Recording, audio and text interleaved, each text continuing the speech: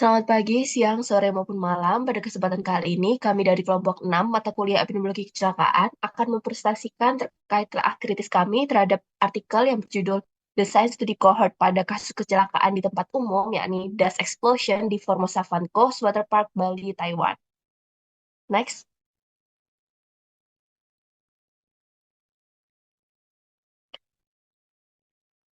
Baik, berikut merupakan anggota kelompok kami, ada Eni Hasna, Isyatur Rosidah, Amanda Faradita, Dea Adelia, Nikita Atsila, dan juga Jessica Alfiati. Next.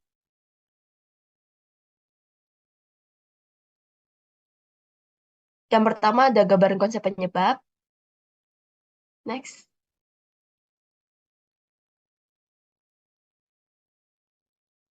Baik, dari gambaran konsep penyebab, ledakan api ini disebabkan oleh adanya bubuk yang disemprotkan dan lampu panggung yang mungkin juga bisa menjadi dari sumber pengapian. Nah, ledakan debu di Taman Air Formosa Van Kos ini menyebabkan adanya cedera bakar di hampir 500 orang, yaitu atau sekitar 49,7%, yang mana diantaranya tuh dia menderita luka bakar yang mempengaruhi lebih dari 40% total luas permukaan tubuh atau TBS A dengan total rata-rata area luka 44% TBSA dan juga menjadi kecelakaan dengan jumlah korban terbanyak di Taiwan pada tahun 2015. Cedera bakar yang parah ini juga dapat memberikan jangka yang panjang pada kesehatan fisik, psikologi, sosial, pekerjaan, dan juga estetika pada korban. Kemudian mayoritas korban luka dalam kecelakaan ini adalah remaja dan juga terdapat beberapa faktor yang bisa mempengaruhi kualitas hidup korban 3 tahun setelah cedera. Yang mana itu ada jenis kelamin, status pekerjaan, setelah cedera, status perkawinan, dan lain-lain. Bisa di next.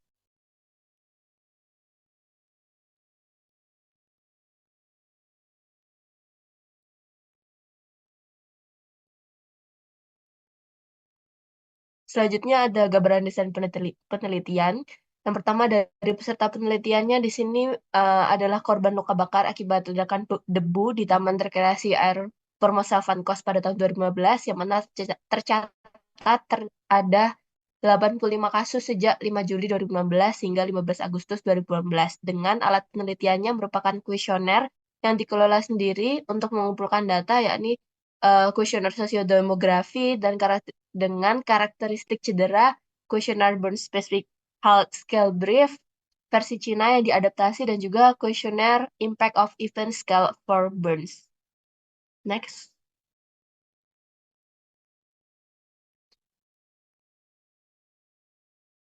Untuk penelitian ini tuh juga melibatkan 80 peserta dengan jumlah yang menurun menjadi 62 dalam 3 tahun. Rasio laki-laki dibanding dengan perempuan adalah 1:2 dengan usia rata-rata 22,45 tahun. Rata-rata luas lukanya 56,91% TBSA, dan sebagian besar pasien adalah pelajar sebelum terjadinya cedera, dan sebagian besarnya tidak dapat kembali sekolah atau tempat kerja setelah ledakan. Nah, desain penelitiannya sendiri, para peneliti di sini menggunakan desain penelitian longitudinal untuk meneliti perubahan kualitas hidup para penyintas luka bakar. Next.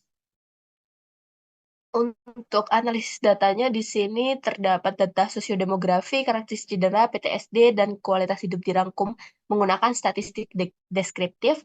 Kemudian model persamaan estimasi umum GEE digunakan untuk menyelidiki apakah skor kualitas hidup telah meningkat selama 3 tahun dan untuk mengidentifikasi faktor-faktor yang mempengaruhinya, dan juga menggunakan analisis varians atau ANOVA yang digunakan untuk menganalisis perbedaan nyeri, gatal, masalah tidur, skor ACV, dan PTSD.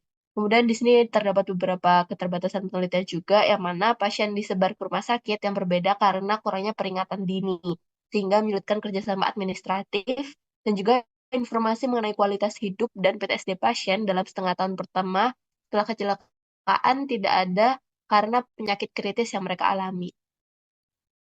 Next. Baik, selanjutnya adalah ukuran asosiasi atau analisis deskriptif.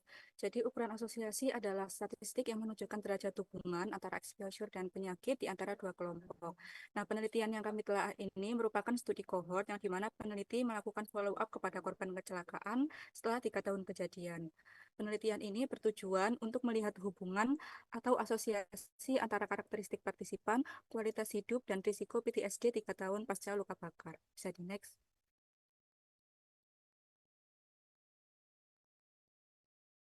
Berikut merupakan tabel asosiasinya, bisa di next.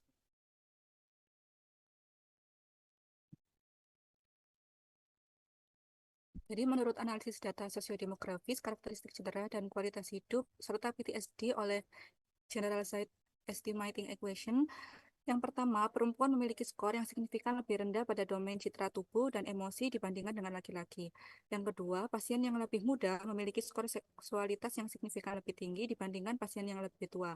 Yang ketiga, pasien yang menganggur setelah cedera memiliki skor yang signifikan lebih rendah daripada pasien yang bekerja atau belajar dalam hal kemampuan sederhana, hubungan interpersonal, seksualitas, pekerjaan, dan quality of life secara keseluruhan.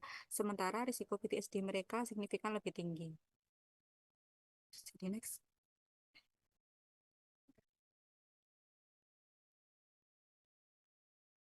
Kemudian yang keempat, pasien yang menikah memiliki skor lebih rendah pada seksualitas, quality of life secara keseluruhan, dan risiko PTSD dibandingkan dengan pasien yang belum menikah. Yang kelima, pasien dengan area cedera yang lebih besar menunjukkan skor yang signifikan lebih rendah pada cedera tubuh dan quality of life secara keseluruhan. Yang keenam, pasien mengalami cedera wajah memiliki skor yang signifikan lebih rendah pada cedera tubuh daripada pasien tanpa cedera wajah. Dan yang terakhir, rata-rata waktu rawat inap dan frekuensi operasi tidak memiliki korelasi signifikan dengan quality of life, namun waktu rehabilitasi yang lebih pendek menunjukkan korelasi yang signifikan dengan skor yang lebih tinggi pada kemampuan sederhana, hubungan interpersonal, dan pekerjaan, serta skor yang lebih rendah pada PTSD. Bisa di next.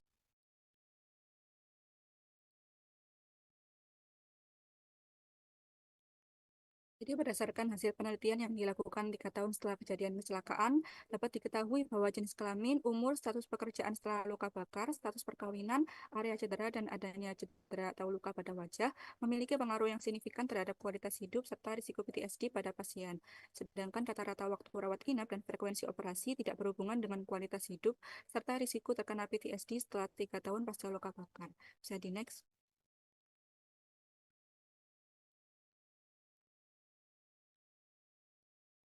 Baik, selanjutnya adalah kesimpulannya. Jadi, kesimpulan dari penelitian ini adalah sebuah penelitian analitik dilakukan untuk mengetahui hubungan antara karakteristik partisipan, kualitas hidup, dan risiko PTSD 3 tahun pasca luka bakar.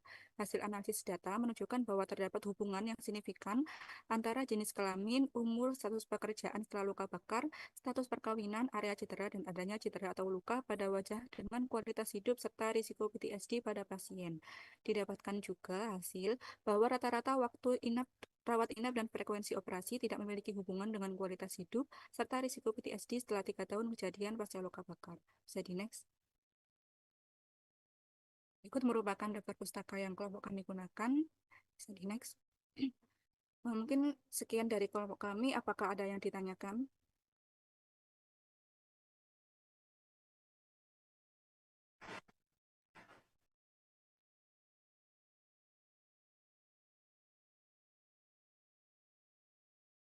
Izin bertanya, Mbak.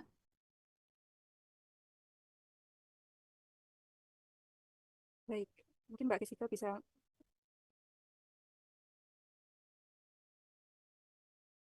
Baik, izin bertanya. Saya Jessica Purba. Bagaimana dampak cedera bakar yang parah pada kesehatan fisik, psikologis, sosial, pekerjaan, dan estetika korban setelah kejadian tersebut? Terima kasih. Baik, mungkin izin menjawab.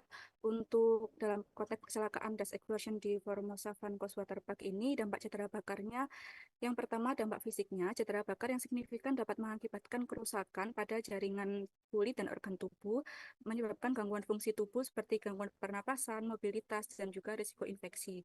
Kemudian yang kedua, dampak psikologisnya, yaitu korban cedera bakar sering mengalami dampak psikologis yang signifikan seperti trauma psikologis, depresi, kecemasan, dan juga gangguan PTSD. Kemudian dampak sosialnya, cedera bakar dapat mengaruhi interaksi sosial korban. Mereka mungkin saja mengalami isolasi sosial, kesulitan dalam berinteraksi dengan orang lain, dan perubahan dalam hubungan interpersonal.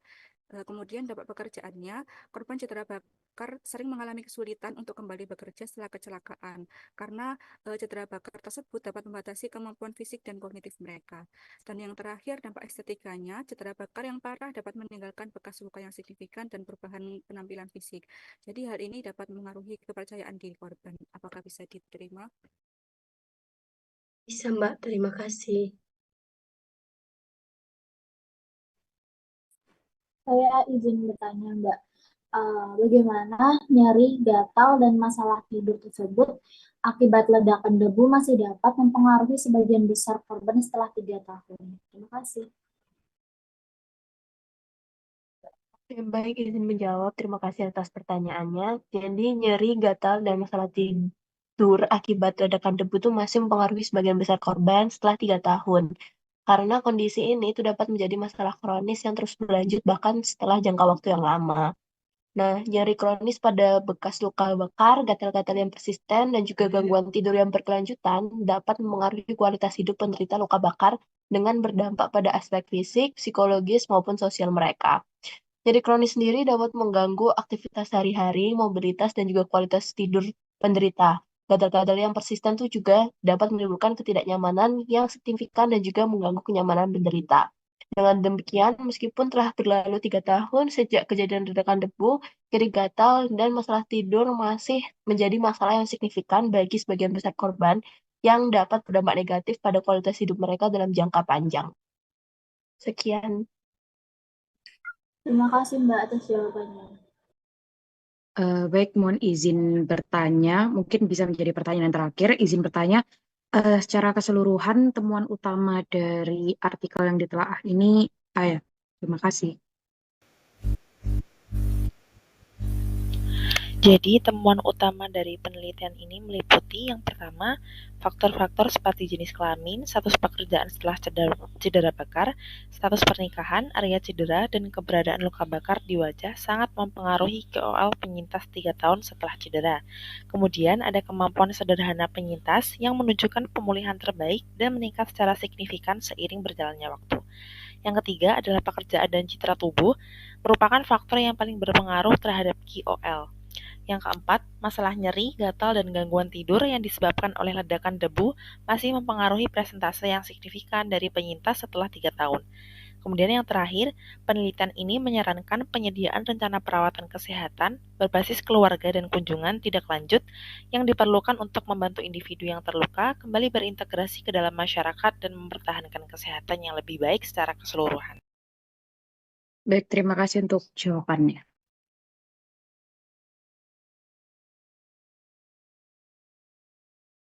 Baik, mungkin karena sudah tidak ada pertanyaan lagi, mungkin cukup sekian dari kelompok 6. Terima kasih atas perhatiannya. Wassalamualaikum warahmatullahi wabarakatuh. Waalaikumsalam warahmatullahi wabarakatuh. Audio Jungle.